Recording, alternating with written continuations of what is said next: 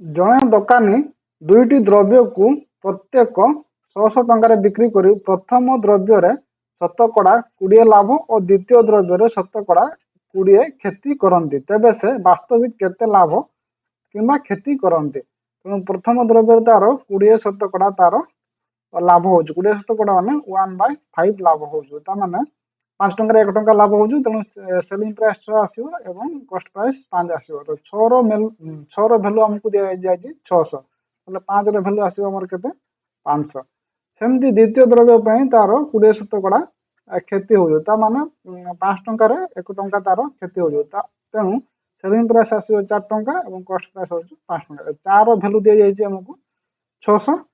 ଏବେ 5ର ଭ୍ୟାଲୁ ଆମେ କାଢ଼ିବା। ତ 5ର ଭ୍ୟାଲୁ କାଢ଼ିବା ପାଇଁ ଆମେ କ'ଣ କରିବା? 600/4 × 5। ତେଣୁ 5ର ଭ୍ୟାଲୁ ଇଏ କାଟିବା।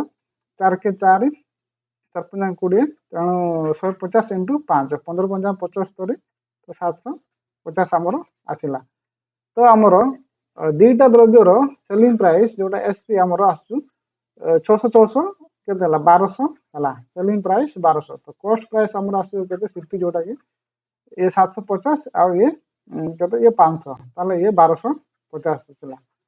ତ ଆମର 1250 ର ଜିନିଷକୁ ସେ 1200 ଟଙ୍କାରେ ସେ ବିକ୍ରି କରିବ। ତା ମାନେ 50 ଟଙ୍କା ତାର କ୍ଷତି ହଉଛି। ତ 50 ଟଙ୍କା କ୍ଷତି ହଉଛି 1250ରେ। ଶତକଡ଼ା ପାଇଁ ଆମେ 100 ଇଣ୍ଟୁ କରିବା। ତ ये 0 କଟିଯିବ ଆଉ ये 5ରେ କାଟିବା। 5 × 5 25 5 125, ତା ମାନେ ଆମର ଆସିଲା କେତେ? 25/100, ମାନେ 4% ତାର କ୍ଷତି ହଉଛି। ବା ଏଇଟାକୁ ଆମେ ଡାଇରେକ୍ଟଲି ବି ଆମେ କରିପାରିଥାନ୍ତେ। ଯେତେବେଳେ ଆମେ ଦେଖିବା ଜିନିଷର ବିକ୍ରି ମୂଲ୍ୟ ସମାନ ଏବଂ ତାର ଲାଭ କିମ୍ବା କ୍ଷତି ର ପରସେଣ୍ଟେଜ ବି ସମାନ ରହୁଛି, ତେଣୁ ଡାଇରେକ୍ଟ ଫର୍ମୁଲା ଆମେ କ'ଣ କରିପାରିବା? A²/100 କରିପାରିବା। ତେଣୁ ଏ ହଉଛି ଏଠି 20, ତ 20ର ସ୍କୋୟାର ହଉଛି 400, 400/100 କରିବା, ଯୋଉଟା କି ଆମର ଆସୁଛି କେତେ? 4% ତାର କ୍ଷତି। ଆଉ ସବୁବେଳେ କ୍ଷତି ହିଁ ଆସିବ, ଏମିତି ସିଚୁଏସନରେ ସବୁବେଳେ କ୍ଷତି ହିଁ ଆସିବ।